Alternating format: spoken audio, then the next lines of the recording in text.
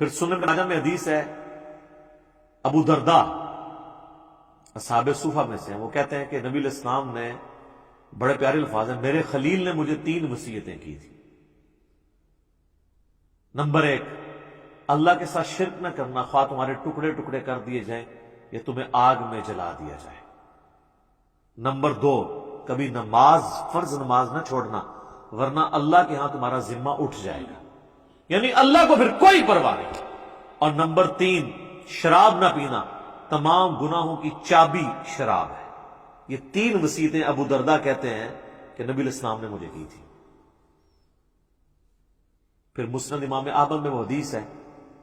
کہ نبی صلی اللہ علیہ وآلہ وسلم فرمایا کہ جو شخص نماز پڑھنے والا ہے، قیامت والے دن اس کی نماز اس کے لیے دلیل ہوگی، نور ہوگی اور نجات کا ذریعہ ہوگی، اور جو نماز چھوڑنے والا ہے اس کے لیے نہ کوئی نور ہوگا، نہ نجات کا کوئی سبب ہوگا، نہ اللہ کے حضور کوئی حجت ہوگی پیش کرنے کے لیے، اور اس کا حشر فرعون، قارون اور حامان کے ساتھ، والعیاذ باللہ تعالی۔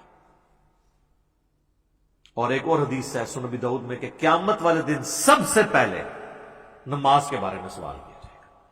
اور پھر فرمایا کہ جس کی نماز درست نکل آئی اس کے باقی معاملات آسان ہو جائیں گے، اور جس کی نماز ہی غلط نکلی اس کے بعد کے معاملات اس سے زیادہ مشکل ہو جائیں گے۔ پھر اسی حدیث میں الفاظ ہیں کہ اگر کسی کے فرائض میں کوئی کوتاہی رہ گئی تو اللہ تعالیٰ فرشتوں سے کہے گا کہ میرے بندوں، اس بندے کی کوئی نفلی عبادت دیکھو، جو ہم سنت پڑھتے ہیں، 12 سنتیں موقع نفلی عبادت ہے، تو فرائض کی کمی اس سے پوری کر لی جائے، لیکن فرض کے اوپر کوئی کمپرومائز نہیں ہے۔ لہذا یہ جمعے کے معاملے کو اتنا ہلکا جاننا اور کہنا جی بس ٹھیک ہے دیکھی جائے گی، کوئی فرق نہیں پڑتا۔ اور حقیقت بات تو یہ ہے کہ علماء عرب تو آپ کو پتا ہے کہ نماز چھوڑنے والے کی تکفیر کرتے ہیں، اور ان کے فتوے کے تحت تو پھر ظاہر ہے کہ نکاح بھی ٹوٹ جائے گا، جو انہوں نے پوچھا نکاح تو ٹوٹ جائے گا ظاہر ہے۔ اور ایسی عورت کو تو ایسے مد سے بالکل طلاق لے لینی چاہیے، اس کو دھمکی لگائے کہ یا تو نماز شروع کر، جمعے کی نہیں عام نماز بھی، ادروائز دیکھیں نا جی، اب یہ تو نہیں کہ آپ نے صرف کلمہ پڑھ لیا تو آپ مسلمان تصور ہو جائیں گے، یعنی اسلام 3 چیزوں کا نام ہے نا، اقرار باللسان، زبان سے اقرار کرنا، وتصدیق بالقلب، اور دل سے تصدیق کرنا، وعمل بالجوارح، اور اپنے اعمال کے ساتھ، جوارح کے ساتھ اس کو ایگزیکیوٹ بھی کرنا۔ جب میں آپ کو حدیث بتا رہا ہوں جامعہ ترمذی کی کہ صحابہ کرام علیہم رضوان تارک الصلاۃ کی تکفیر کرتے تھے، آپ نے عمر سیریز میں نہیں دیکھا کہ جب وہ جاتے ہیں جو مرتدین قبائل کی طرف، جن کی طرف ان کو خبر ملتی ہے کہ یہ مرتد ہوئے ہیں، تو وہ کہتے ہیں اذان دو، جواب میں اگر وہاں سے اذان کی آواز آتی ہے تو وہ پھر حملہ نہیں کرتے تھے، اور نہیں آتی تھی تو پھر وہ یعنی وہ ان کے لیے جو ٹیسٹن انہوں نے رکھا ہوا تھا نا، چیک پوائنٹ، وہ نماز تھی۔ اب مجھے بتائیں صحابہ اگر اس وقت دنیا میں آ جائیں، اور ہم جو اس وقت کلیم کر رہے ہیں کہ دنیا کا سب سے بڑا اسلامی ملک پاکستان ہے نا، کہتے ہیں انڈونیشیا کو پیچھے چھوڑ دیا نا آپ آبادی کے اعتبار سے، تو وہ پاکستان کے شناختی کارڈ میں جو لکھا ہے اس اعتبار سے تو واقعی سب سے بڑا ہے، لیکن اگر اس کو اللہ کے کرائٹیریا میں دیکھا جائے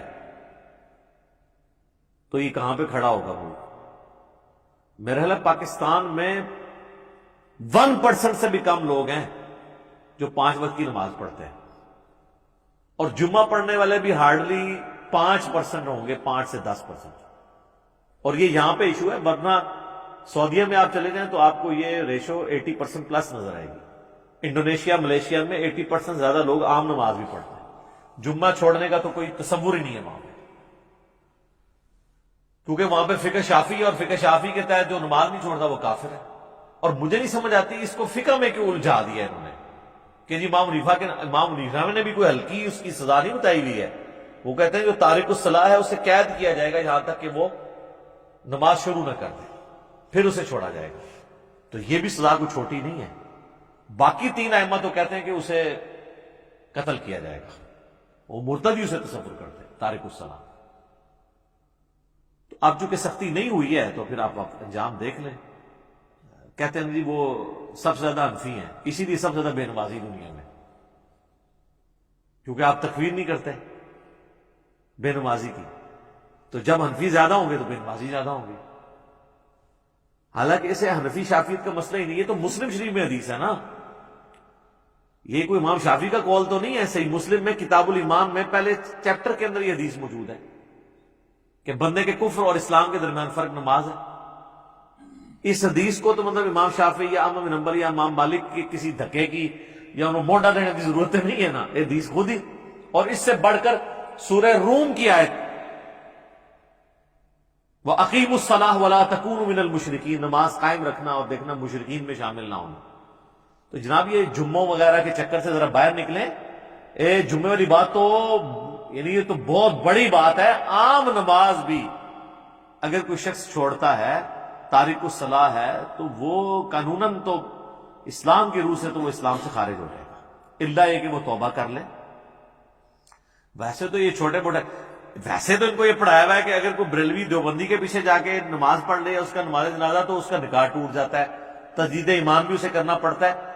اس سے کبھی یہ نہیں بتایا گا کہ تو نماز نہیں پڑھتا تو اس پہ بھی تیرا نکاح ٹوٹے گا۔ کتنا یار دیکھیں آپ کتنا بڑا مسئلہ ہے، یعنی جو بڑا ایشو تھا وہ نہیں بتایا گیا اسے کہ نماز چھوڑنے سے بھی تیرا نکاح ٹوٹ سکتا ہے، نماز چھوڑنے کی وجہ سے بھی تیری بیعت،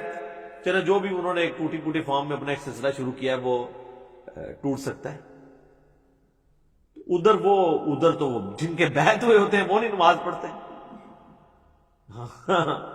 خود کہاں سے پڑھنی ہے انہوں نے؟ اللہ ماشاءاللہ بہت کم لوگ ہیں کہ جو نماز پڑھتے ہیں، اور جماعت کے ساتھ نماز کا اہتمام کرنا، خوش و خضوع سے پڑھنا، یہ تو آپ چھوڑ دیں۔ اسی لیے پھر انہوں نے ایک جھوٹی کہانی سب کے ہاں ملتی ہے کہ جی وہ نماز تو اللہ کی معرفت کا ذریعہ ہے، جو اللہ تک پہنچ چکے ہوں تو نماز ان کو ضرورت ہی نہیں ہے، یا اگر انہوں نے پڑھنی ہے تو وہ کہتے ہیں دل کی نماز ہوتی ہے۔ چندہ دل کا نہیں ہوتا، جو روٹیاں اور روسٹ توڑتے ہیں اور کھاتے ہیں، اپنی توندیں بڑھاتے ہیں، وہ دل کی نہیں ہوتی، اور جہاں بات آتی ہے نماز پڑھنے کی وہ دل کی ہوتی ہے۔ ٹھیک ہے، اور نماز پڑھنے کے لیے جاتے ہیں مکے مدینے، پیشاب کرنے کے لیے اپنے ٹوائلٹ میں جاتے ہیں۔ ان کے تو ٹوائلٹس کو لگائیں تالے، انہوں کو جتنے نماز پڑھنی ہے استنجا بھی اتھے ہی کرو جا کے روحانی طور سے، تو لگ پتہ جائے گا روحانی طور سے کدھر جا دے۔ یعنی جو بندہ یہاں بیٹھے بیٹھے مکے اور مدینے جا کے نمازیں پڑھ رہا ہے، استنجا کرنے کے لیے وہ کیوں اٹیچ باتھ میں جاتا ہے؟ اتنی بڑی ایکٹیویٹی وہ پرفارم کر رہا ہے تو استنجا بھی اتھے ہی کرو۔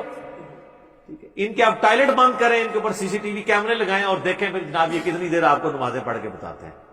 سب کہانیاں ان کی کھل جائیں گی۔